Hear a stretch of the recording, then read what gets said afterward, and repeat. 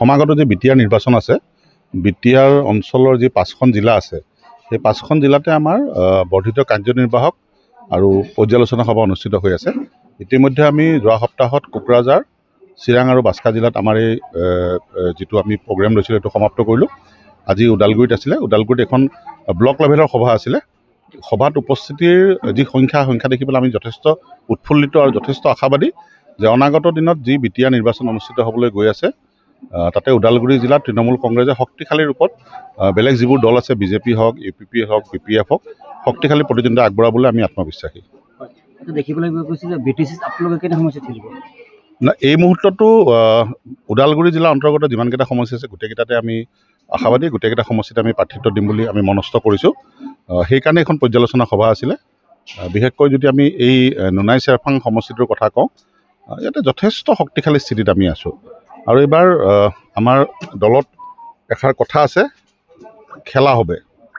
অন্ততঃ এই সমষ্টিটোত 100% খেলা হবে। আৰু ইয়াতে আমি আগৰ পৰাই কৈ আছোঁ যে বিটিআৰ অঞ্চলত বিটিআৰবাসী ৰাইজৰ এক প্ৰধান শত্ৰু হৈছে বিজেপি। ইয়াতে ডেফিনেটলি আপোনাৰ BPF আৰু বা UPPLৰ প্ৰাসংগিকতা আছে, নাই বুলি মই নকওঁ।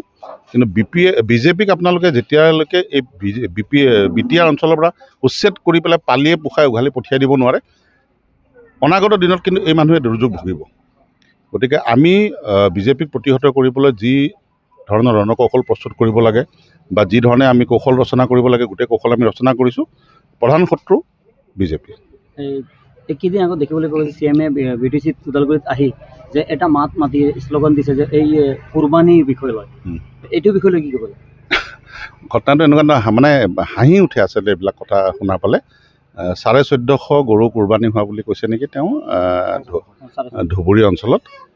আচ্ছা, এই 1450 গৰু, মই যিমান দূৰ ইছলামৰ বিষয়ে মই যিমান দূৰ জানো, ঈদৰ সময়ত যি গৰু কুৰবানী কৰে সেই গৰুটো নিখুঁত হ'ব লাগে, তাৰমানে অংগক্ষত হ'ব নালাগে গৰুটো। মই যিমান দূৰ ইছলামৰ বিষয়ে মই জানো। এই গৰুবোৰ ক'ৰ পৰা আহিলে? গৃহমন্ত্ৰী অসমৰ বেলেগ নেকি, নে ধুবুৰী জিলাখন অসমৰ বাহিৰত? গৃহ বিভাগ, পুলিচ, প্ৰশাসনৰ ব্যৰ্থতাৰ কাৰণে সেই গৰুখিনি বক্ৰ পথেৰে মানে উল্টা ৰাস্তাৰে চিণ্ডিকেট চলি থকা বুলি আমি কওঁ নহয়, চিণ্ডিকেট চলি পেলাই গৰুবিলাক সোমাইছে। গৰু কুৰবানীত যদি তেওঁলোকৰ প্ৰব্লেমেই আছে, তেনেহ'লে গৰু সোমোৱাটো তেওঁলোকে বাধা নকৰে কেলৈ? আজিতো আপোনালোকে গৰু লৈ পেলাই যি এটা কণ্ট্ৰভাৰ্চি হৈ আছে বিগত কিছুদিন ধৰি পেলাই আপোনালোকে সকলোৱে জানে।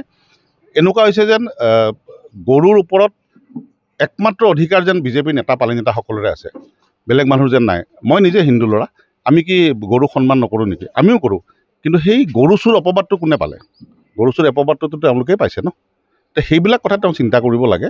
এইবিলাক মানে কণ্ট্ৰভাৰ্চিয়েল কথা, এইবিলাক তেওঁৰ এটা সংবিধান প্ৰদত্ত ইমান এখন উচ্চ আসনত বহি পেলাই এনেকুৱা স্থূল কথাবিলাক ক'ব নালাগে। অসমৰ ৰাজনৈতিক ইতিহাসত হিমন্ত বিশ্ব শৰ্মা ডাঙৰীয়া একমাত্ৰ ৰাজনীতিবিদ বা একমাত্ৰ মুখ্যমন্ত্ৰী যিয়ে নেকি মানে স্থূল কথা কয়। এই স্থূল কথাবিলাকে কিন্তু তেওঁৰ আসনখনৰ যি গৰিমা আছে, সেই গৰিমাটোকে ম্লান কৰে। 100%। কিমান আশাবাদী আপোনালোকে? মানে মই আপোনাক অকণমান আগতে ক'লোঁ, খেলা হবে, 100% খেলা হবে। চাওক, বেছি দিনটো নাই, 2 মাহ সময় আছে। কাৰণ যিহেতু দেখিবলৈ গৈছে এইখন BTCত অলৰেডি এটা UPL দলৰ মানে ৰলিং গভৰ্ণমেণ্টৰ লগত জড়িত হৈছে, লগতে BPF-এ আক্ৰমণ কৰিছে আমি চৰকাৰ গঠন কৰিম। এইবাৰ নতুনকৈ তৃণমূল কংগ্ৰেছ মানে কথাটো কেনেকুৱা নহয়, চাওক, সকলোৱে যদি শক্তিশালী স্থিতিত আছিলে তেনেহ'লে বিধানসভাত বিজেপিৰ লগত UPPLৰ এটা মিত্ৰতা আছে, বিটিআৰত তেওঁলোকে মিত্ৰতা কেলৈ নকৰে?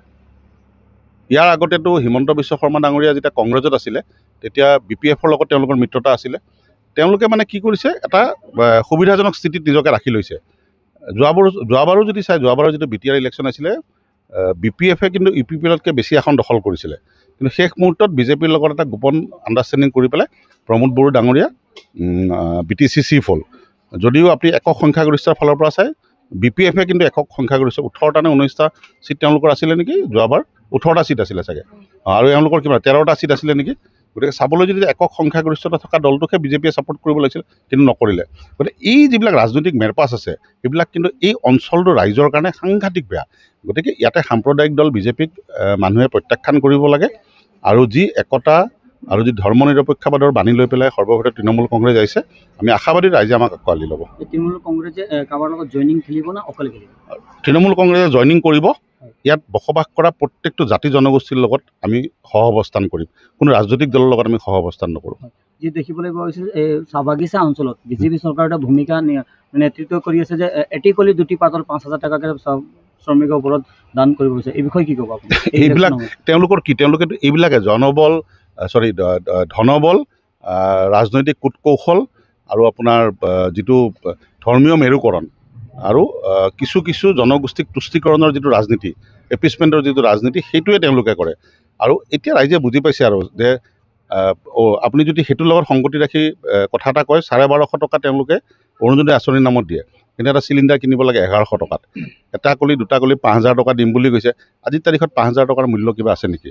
5,000 টকা তাতে দিয়াতকৈ সেই মানুহখিনি যদি কৰ্মসংস্থাপনৰ কাৰণে ইমান দিন চাহ বাগিচাত কাম কৰা আমাৰ শ্ৰমিক ভাই বন্ধুসকলে তেওঁলোকৰ ন্যূনতম মজুৰিৰ বিষয়ে আন্দোলন কৰি আছে, সেই বিষয়ে কিবা কৰিছে নেকি? তেওঁৰ এতিয়া চাহ শ্ৰমিক বিভাগৰ যিজন মন্ত্ৰী ৰূপেশ গোৱালা ডাঙৰীয়াৰ মানে অধ্যায় এটা আমি খুলিম বেছিদিন নাই। ৰূপেশ গোৱালাৰ দুৰ্নীতিৰ যি অথাই মানে সাগৰত তেওঁ নিমজ্জিত হৈ আছে, সেই বিষয়ে তৃণমূল কংগ্ৰেছে অতি সোনকালে এখন প্ৰেছ মিট কৰিব। তেওঁৰ বিভাগৰ মন্ত্ৰীজনে এই চাহ শ্ৰমিকৰ বিষয়ে চিন্তা নকৰে কেলৈ? আজিলৈকেতো আমি দেখা নাই। ইয়াৰ আগতেও যিজন মন্ত্ৰী আছিলে, তিনিচুকীয়া সমষ্টিৰ বিধায়ক সঞ্জয় কিষাণ ডাঙৰীয়া চাহ বিভাগৰ মন্ত্ৰী আছিলে, চাহ শ্ৰমিকৰ কাৰণে কি কৰিলে তেওঁ? আজিলৈকে চাহ শ্ৰমিকৰ ন্যূনতম মজুৰিটো তেওঁলোকে কেলৈ স্থিৰ কৰিব নোৱাৰিলে? এইবিলাক প্ৰশ্নৰ উত্তৰহে মুখ্যমন্ত্ৰী মহোদয়ে দিয়া উচিত। এই যিটো তোষামোদ, এই যিটো আপোনাৰ তুষ্টিকৰণৰ ৰাজনীতি, ইলেকশ্যন অহাৰ লগে লগে 5,000 টকা দিম, 2,000 টকা দিম, 3,000 টকা দিম, এইবিলাক কথাৰ পৰা তেওঁ নিজকে একচুৱেলি বিৰত ৰখা উচিত। এবাৰ বিটিচিত তৃণমূল কংগ্ৰেছৰ মুখ হ'ব নেকি? তৃণমূল কংগ্ৰেছৰ মুখ হ'ব নেকি এবাৰ বিটিচিত? মানে বুজি পোৱা নাপালোঁ মই। মুখামুখ তৃণমূল কংগ্ৰেছৰ হ'ব নেকি? 100%। মই তাকে ক'লোঁ আপোনাৰ, খেলা হ'ব এইবাৰ। আপোনালোকে আৰু বেছিদিন নাই, 2 মাহ সময় অপেক্ষা কৰক। আপোনালোকে এনেকুৱা এটা পৰ্যায়লৈকে যাব যে ক্ষমতাৰ এটা পৰ্যায়লৈকে আমি 100% যাম। যিহেতু দেখিবলৈ বিটিচিত আৰু এটা নতুনকৈ দল অনুষ্ঠিত কৰা গৈছে যে জয় ভাৰত পাৰ্টি, সেই পাৰ্টিলৈকে আপোনালোকে একলগত মিলি থাকিব না অকলগত? এতিয়ালৈকে তেনেকুৱা ধৰণৰ কোনো মানে ফৰ্মেল আলোচনা একো হোৱা নাই। আমাৰ যিহেতু দলীয় হাইকমাণ্ড আছে, যদি হাইকমাণ্ডৰ ফালৰ পৰা তেনেকুৱা নিৰ্দেশনা আহে, ডেফিনেটলি আমি তেওঁলোকৰ লগত কথা পাতিম।